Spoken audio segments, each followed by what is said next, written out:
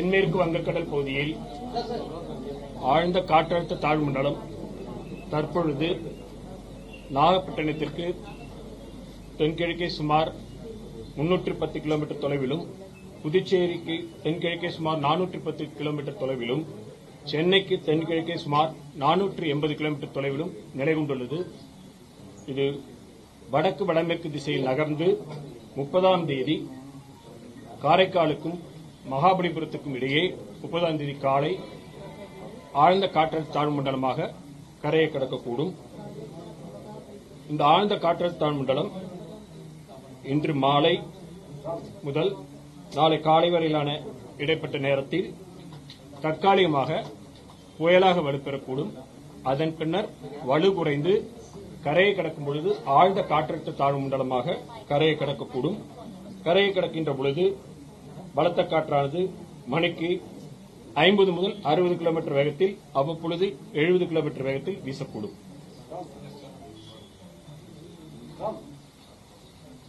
இதன் காரணமாக அடுத்து வரும் 4 தினங்களுக்கு தமிழகம், புதுவை, காரைக்கால் பகுதிகளில் பரவலாக மிதமான மழை பெய்யக்கூடும். கனமழை எச்சரிக்கை பொறுத்தவரையில் அடுத்து வரும் 24 மணி நேரத்திற்கு டெல்டா மாவட்டங்கள் செங்கல்பட்டு, விழுப்புரம், அரியலூர், தஞ்சாவூர், புதுக்கோட்டை ஆகிய மாவட்டங்களில் ஓரிரு இடங்களில் கனமழைக்கான வாய்ப்புள்ளது.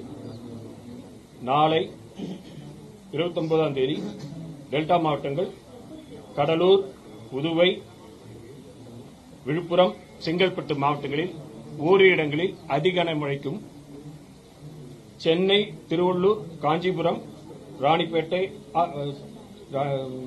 அரியலூர், தஞ்சாவூர் ஆகிய மாவட்டங்களில் ஓரிரு இடங்களில் கனமுதல் மிக கனமழையும், ராணிப்பேட்டை, திருவண்ணாமலை, கள்ளக்குறிச்சி, பெரம்பலூர், திருச்சிராப்பள்ளி, புதுக்கோட்டை, சிவகங்கை மற்றும் ராமநாதபுரம் ஆகிய மாவட்டங்களில் ஓரிரு இடங்களில் கனமழைக்கு வாய்ப்புள்ளது.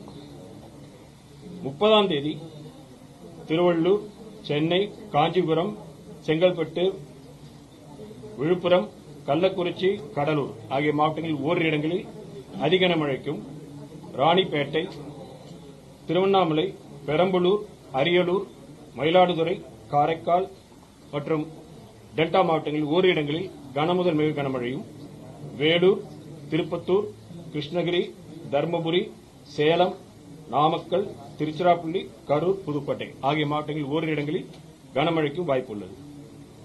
1ஆம் தேதி மேற்கு தொடர்ச்சி மலையொட்டியுள்ள நீலகிரி, கோவை, ஈரோடு, திருப்பூர், திண்டுக்கல் மாவட்டங்களில் ஓரிரு இடங்களில் கனமுதல் மிக கனமழையும், கிருஷ்ணகிரி, தருமபுரி, சேலம், நாமக்கல், கரூர், தேனி, மதுரை ஆகிய மாவட்டங்களில் ஓரிரு இடங்களில் கனமழைக்கும் வாய்ப்புள்ளது.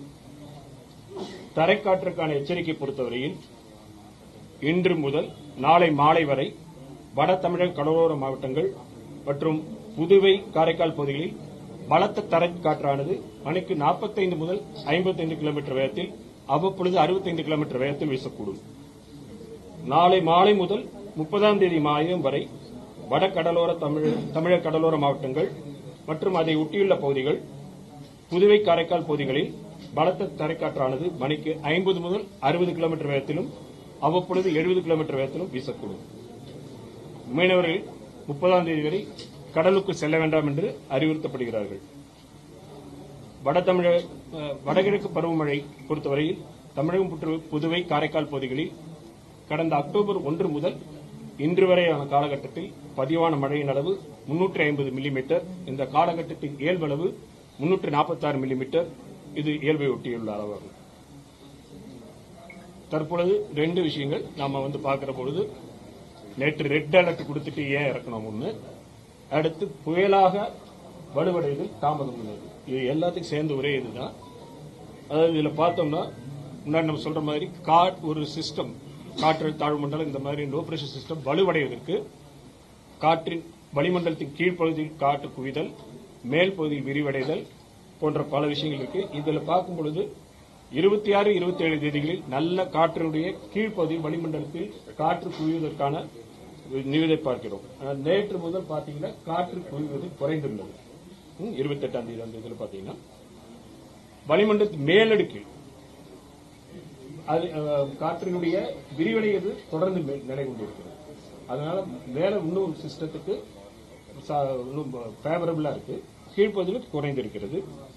விண்ட் ஷேர் என்று சொல்லக்கூடிய காற்றின் திசை மாறும் மற்றும் காற்றின் வேகம் மாறக்கூடிய பகுதி அது இந்த ஆழ்ந்த காற்றழுத்த தாழ்வு மண்டலத்தின் மைய பகுதியில் சாதகமாக அந்த கிரீன் கலர் இருக்கிறது சாதகமாக இருக்கிறது. ஆனால் நிலப்பகுதி ஒட்டியுள்ள பகுதியில் அதிகமாக இருக்கக்கூடிய காரணத்தால் கன்வெக்ஷன் அந்த காற்று அந்த மேகக்கூட்டங்கள் உருவாகுவது குறைந்துள்ளது. மேலும் அந்த நகர்வு அதனோட நகர்வு பாத்தீங்கன்னா நேற்று 13 கிலோமீட்டர்லிருந்து கிட்டத்தட்ட நிலையாகவே வெகு சிக்னிபிகண்டா அதனுடைய மூவ்மெண்ட் குறைஞ்சிருக்கு. சிஸ்டம் நல்ல டெவலப் ஆகும் பொழுது அது நகரும் பொழுது சற்று நகர்ந்தால் நமக்கு அதற்கு செல்லக்கூடிய ஃபீல்டர் பாயிண்ட்ஸ் இருந்து நேற்று முன்தின மழை கிடைத்திருந்தது. சிஸ்டத்துடைய மூவ்மெண்ட் குறைந்து விட்டது. அதனுடைய கன்வெக்ஷன்ஸ் குறைஞ்சதன் காரணமாக நேற்று அவ்வளவு குறிப்பிட்ட அளவுக்கு எதிர்பார்த்த அளவுக்கு மழை நிகழவில்லை. நிலப்பகுதியில் கடல் பகுதியில் இருந்தது, நிலப்பகுதியில் நிகழவில்லை. எனவே கொடுத்த அந்த ரெட் இது இருந்தது. ஏற்கனவே சொன்ன மாதிரி இந்த ஆழ்ந்த காற்றழுத்த தாழ்வு மண்டலம் பாத்தீங்கன்னா நம்ம முன்னாடி சொல்லியிருக்கோம். அதுதான் கிழக்கிலிருந்து மேற்காக நகர்ந்து செல்லக்கூடிய ஈக்குவட்டரியல் ராஸ்பி வேஸ், மேற்கிலிருந்து கிழக்காக நகர்ந்து செல்லக்கூடிய என்ஜிஓ இருக்கக்கூடிய காரணங்கள் பிளஸ் அது இலங்கைக்கு அருகில் இருக்கின்ற பொழுது அந்த ஆழ்ந்த காற்றழுத்த தாழ்வு மண்டலத்தை நோக்கி செல்லக்கூடிய காற்றின் போக்கு நிலப்பகுதியில் உராய்வு ஏற்படுவதால் அதிலேயும் ஏற்பட்ட மாற்றங்கள். மேலும் வட திசையில் அது நகர முடியாத அளவிற்கு ரிட்ஜ் என்று சொல்லக்கூடிய 2 எதிரெதிர் திசையுடைய காற்றின் போக்கு இருக்கின்ற காரணத்தினால் இந்த மல்டி ஃபேக்டர்ஸ் முன்னாடி திருப்பி சொல்ற மாதிரி வெவ்வேறு காரணங்களால் நகர்வின் வேகம் குறைந்திருந்தது. வளிமண்டலத்தின் கீழ்ப்பகுதியில் காற்று குவிதல் குறைந்திருக்கிறது. அதனுடைய காற்று திசை மாறும் பகுதி நிலப்பகுதியை ஒட்டியுள்ள பகுதியில் அதிகரித்தது. காற்று அதற்கு சிஸ்டத்துக்கு செல்லக்கூடிய காற்றின் போக்கில் அந்த ஸ்ரீலங்கா பகுதியில் ஏற்பட்ட மாறுதல் காரணமாக அதனுடைய நகர்வில் ஏற்பட்ட குறைவு காரணமாகவும் மொத்தமாக பார்க்கும் பொழுது அது புயலாக வலுப்பெறுவதில் தாமதம் ஏற்பட்டது. அதனை ஒட்டி ஏற்படக்கூடிய மழையிலும் எதிர்பட்ட காரணத்தால் நம்ம அந்த இதெல்லாம் ரிடியூஸ் பண்ணோம். காற்று முறிவு தமிழ்ல மாத்திக்கிறதா நீங்க சொல்லலாம். பட் காற்று திசையோ வேகமோ அல்லது இரண்டுமே மாறுவது. வளிமண்டலத்தின் கீழ்ப்பகுதியிலிருந்து மேல் பகுதிக்கு செல்லும் பொழுது இன்னும் டைரக்ஷன் மாறணும், இல்ல ஸ்பீடு மாறணும், இல்ல ரெண்டுமே மாறணும். ரெண்டும் மாறினா அதாவது ஒரு சிஸ்டத்தை ஒரு உருளை மாதிரி நீங்க கற்பனை பண்ணீங்கன்னா ரெண்டு குறைவாக இருந்தால் கீழ்ப்பகுதி மேல் பகுதி அலைனா இருக்கும். அதிகமா இருக்கும் அது மாற்றம் ஏற்பட்டால் மேல் பகுதி சிதறி போக சில சமயங்கள் ஏற்பாடு. அதனால் இருக்கின்ற பொழுது குறைவு அந்த இதில் மாற்றங்கள் இருக்குன்னா நிலத்துக்கு அருகில் வருகின்ற பொழுது கிளவுட் இன்று இரவிலிருந்து துவங்க வாய்ப்பு இருக்கு. படிப்படியாக அதிகரிக்கக்கூடிய சொன்ன இதில் காரைக்காலுக்கும் மகாபலிபுரத்துக்கும் இடையே 30ஆம் தேதி காலை